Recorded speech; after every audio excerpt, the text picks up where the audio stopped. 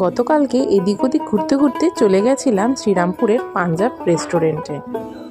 আর সেখানে গিয়ে একটু বসে নিয়েই খাবারের মেনু কার্ড উল্টে পাল্টে দেখে চুজ করে নিলাম পছন্দের একটি ডিশ, মিক্সড ফ্রাইড রাইস আর চিলি চিকেন।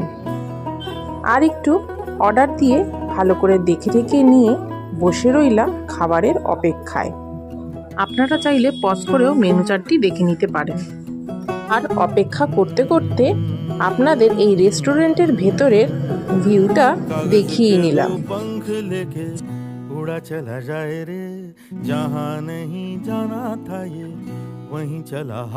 20-25 মিনিট অপেক্ষার পর এবার চলে এলো আমাদের সেই অর্ডার করা খাবারটি।